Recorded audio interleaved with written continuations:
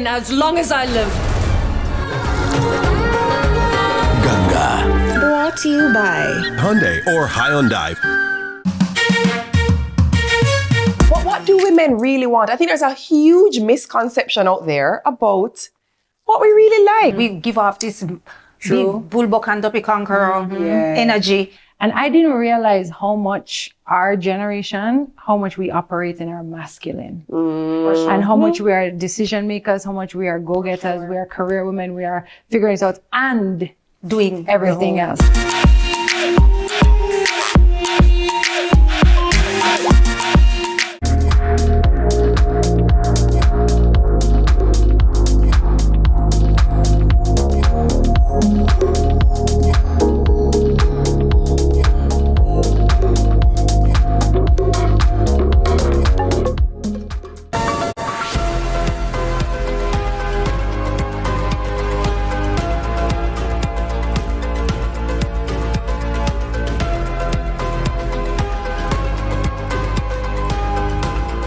Thanks for joining us for CVM News at noon this Friday, May 30, 2025. I am Curlin Brown, and we begin with an update following a massive gun seizure on the island. The police have been accused of being tight-lipped about the information and making it available to the public. However, in addition to Minister of National Security Dr. Horace Chang stating it a premature release of the news, Commissioner of Police Dr. Kevin Blake rubbishes the claim, saying it's not a secret but a strategic move.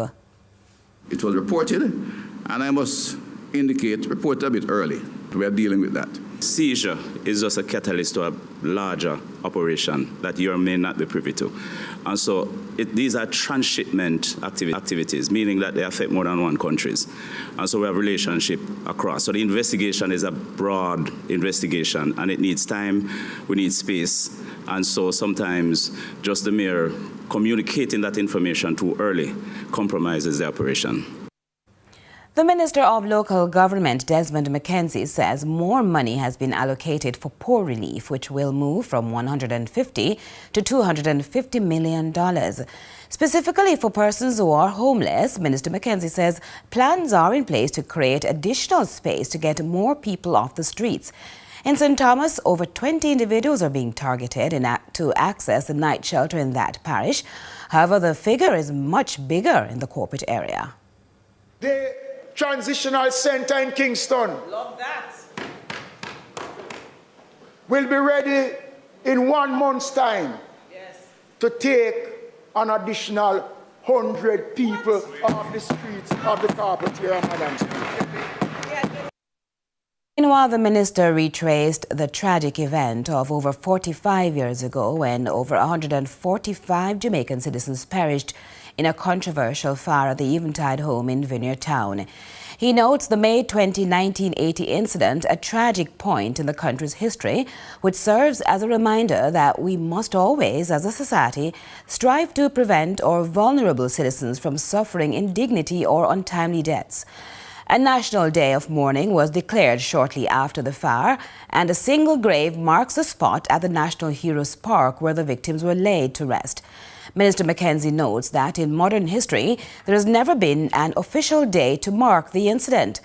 As part of the contribution of the local government system to the enhancement of civic education in our country, he has announced that His Excellency, the Most Honourable Governor-General, will be petitioned to officially designate the 20th of May as Eventide Home Memorial Day. Sections of the Krispy Kreme Popeyes branch located on Waterloo Road in St. Andrew were damaged in an early morning fire. Now, while the cause of the fire remains unknown, CVM News understands members of staff who arrived at work Friday were carrying out regular routine when smoke was detected and firefighters and the related authorities alerted. Investigations are ongoing at this time. Now, Head of Marketing Sales for Restaurant Associates Limited, Nadia Kiffin-Green, says they've not yet determined the amount in losses.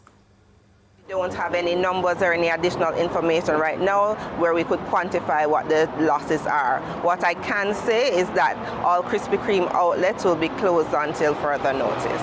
Unfortunately, Krispy Kreme will not be available. We know that we have consumers that will miss us for the time being, but we want to make sure that everything is okay, that it's a safe environment for everyone to return to both work and as customers.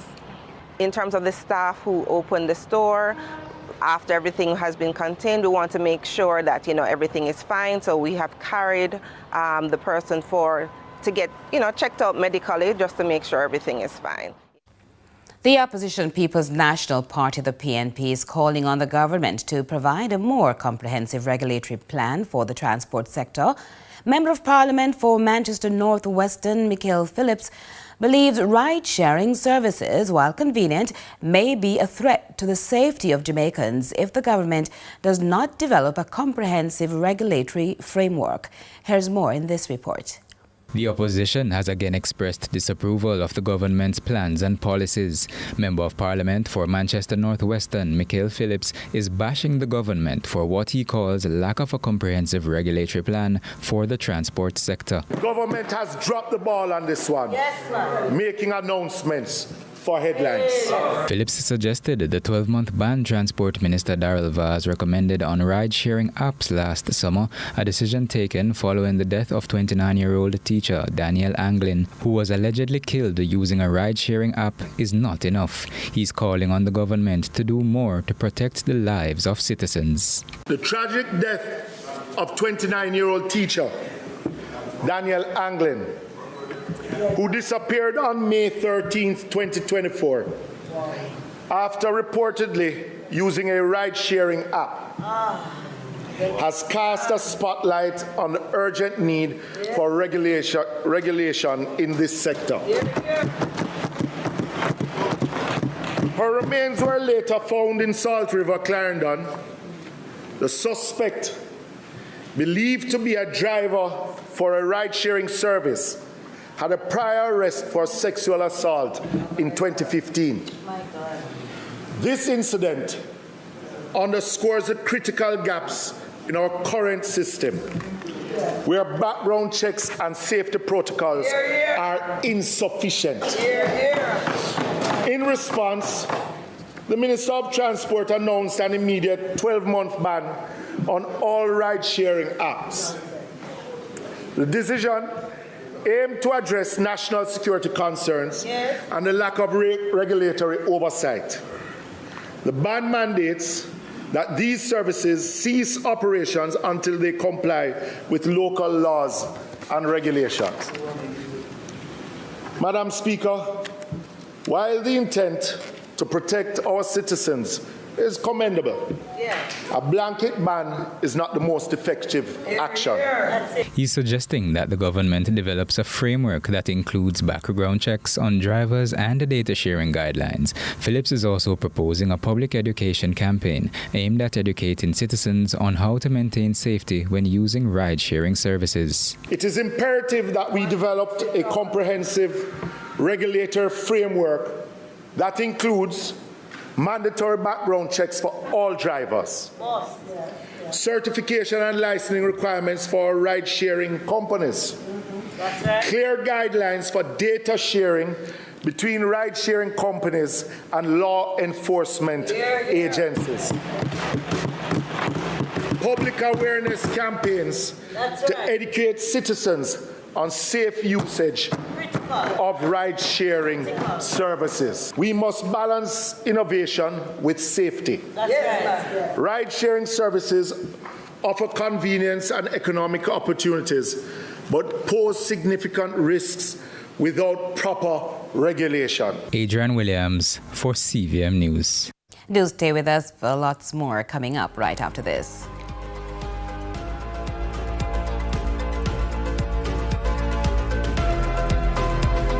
Power in great moments.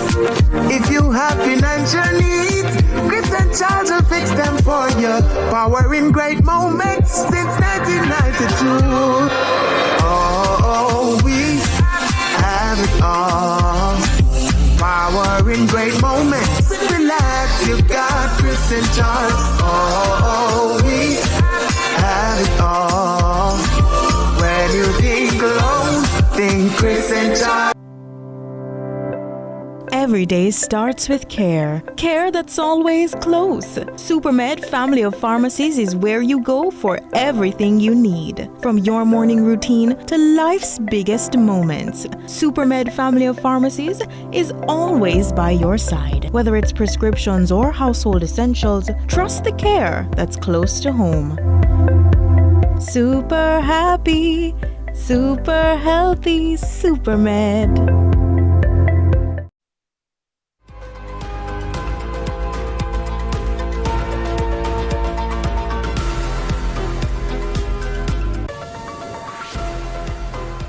Welcome back. Thanks for staying with us. So the United States has downgraded its travel advisory for Jamaica from level 3 to level 2, urging Americans to exercise increased caution rather than reconsider travel. Now, this move has been welcomed by the government, who says it reflects the hard work of the security forces and government agencies. Joining us at this time to discuss what this means for the country and the anticipated benefits for the tourism industry is Executive Director of the Tourism Enhancement Fund, Dr. Kerry Wallace. Good afternoon, Dr. Wallace, and thanks so much for joining us. Good afternoon. My pleasure. Good afternoon, viewers. Great. What was your initial reaction, though, to the news? So, just like anybody who in the tourism space, we were elated to hear. Of course, the U.S. is our number one market. 70% of our arrivals come from the U.S., and so you can imagine a travel advisory when it was at level 3 would have had a damper on people's decisions to choose Jamaica. Finally, that has been lifted, and that provides an opportunity for all Americans to now have no reason why not to choose Jamaica. The particular areas where it's directly affected when you have a level 3 advisory are what we call the MICE market, the meetings, incentives, conventions, and exhibitions. Because what happens is that you have corporations or entities that are booking on groups on behalf of a company or a sporting unit or something, and they therefore have to check all the boxes in making sure that they have to check travel advisories to choose what destinations to travel to. Whereas an individual going on a holiday, they don't necessarily have to check the travel advisories to make a decision. The MICE operators have to do it because they may face litigation if they don't do it. So for that market, we expect to see a huge upward increase of bookings and these types of events, great, which should do well for Jamaica. And especially with summer coming up, how significant is this move for the sector? Yes, so we look forward to a turnaround of a huge increase in our numbers from this change, because it's, the travel advisory is pretty much a symbolism of the perception of the safety of the country, and we see the data indicating it's becoming safer and safer every single month.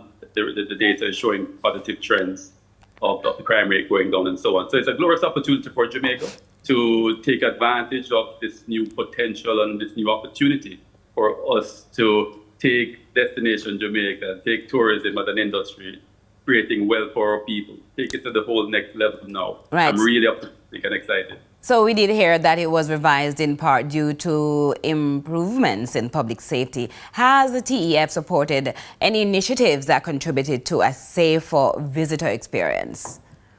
Well, one of the things that we believe is that, crime is a symptom of the problem. Whenever you don't have the path of least resistance to having a good quality of life, being where you play by the rules, then you find people are generally going to break the rules in order to have that good quality of life. And what we do at the TEF, we're grasped with the need to use tourism to provide great opportunities of the average Jamaican rising up, earning a good quality of life, good careers, good salaries, good progress over time from tourism. And so we have our investments in human capital development. We have our investments in tourism entrepreneurship. We have our investments in small and medium tourism enterprise upliftments. So we do that every day to try and get the average Jamaican coming out of high school, wherever you're coming from, to see tourism as a great career path that can give you a great quality of life. And I think that will minimize the amount of youngsters who will now have the risk of being redirected into a life of crime. And I think that's our way of helping. Thank you so much, Doc. Hold that point, and we have more to talk about, but we'll take a short break. We'll be right back.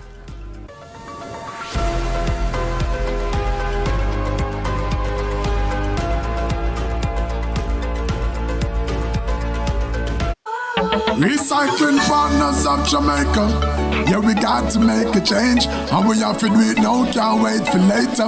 We put plastic in its place, and we all can agree that will be safer than in the gullies and in the drains. Recycling partners of Jamaica. We put plastic in its place, yeah, the place have to clean. PET, the top of the ethylene. HDPE, buckle up against screen. Baby to granny, everybody roping. Yeah, we got to go green, you know what I mean. See the sign from the bin, if we drop it in through car window, you flick, that another thing. And we don't want no garbage in this game. No, we handle it up, but them are not the same. So listen up, Jamaica, I'm saying it's time to make a change. Recycling partners of Jamaica. We put plastic in its place, and we all can agree that will be safer than in the gullies in the every rains. Recycling partners of Jamaica. We put plastic in its place.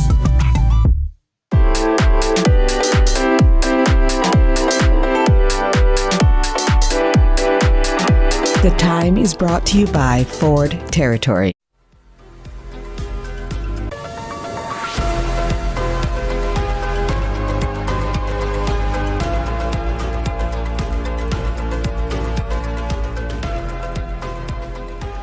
Welcome back. Just to remind you that the United States has downgraded its travel advisory for Jamaica from a level 3 to a level 2, and we're having a discussion on that with Dr. Carey Wallace. Welcome back, Dr. Wallace. Now, there's a lot going on in tourism, pension for workers, as well as housing stock being a part of new bills. Is this a special time for tourism in Jamaica, you would say? Sorry, I'm not here. I'm not. All right, let me just go to the question very quickly again. I'm saying that there's a lot going on in tourism. Are you hearing me now? Are you hearing me? Are you hearing me, Doc? No, I'm not getting a response. Should we take a quick break and come right back? Yes, let's do that. We'll be right back.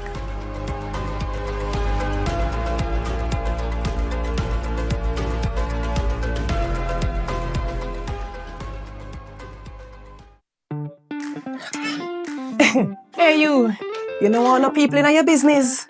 You should take advantage of CVM TV's unbeatable small business advertising package. Trust me. And get your goods and services in front of your customers today. For $150,000, you get a high-quality professional commercial. Plus 20 prime-time commercial spots. That's massive exposure at a fraction of the cost. Including on the #1 morning show in Jamaica, Sunrise. So don't wait. Call us on 658-208-5377 and see your business goals happen right here on CVM Television.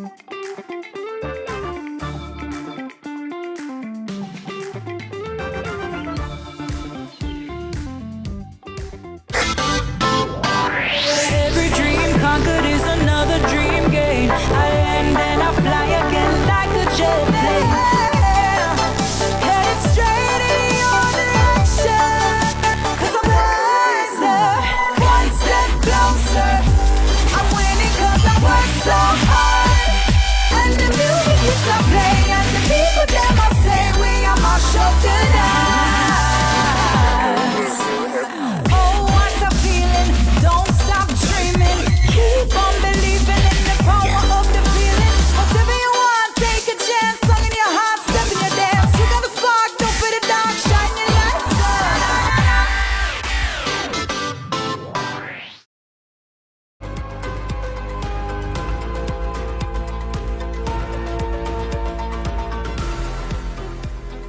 So we want to continue our discussion with the Executive Director of the Tourism Enhancement Fund, Dr. Kerry Wallace. We lost a little bit of time there, Doc. Are you there now? Dr. Wallace? Yes, hi. How are you doing? So Great. sorry about the glitches there. Okay, great. Thank you. Thanks for staying. So I was saying there's a lot going on in tourism. We have pension for workers as well as housing stock being part of new bills. Is this a special time for tourism in Jamaica? I think so. I think there are so many things that are happening for the positive. I believe that even with what's going on in the U.S., the global challenges that have been caused by some of the steps that the Trump administration is doing, it is creating an opportunity for Jamaica. There's a lot of other places in the world that would typically have traveled to the U.S., Vegas, Florida, New Orleans, and so on. They are looking for alternative destinations now, because of the anti-American sentiment that's growing. So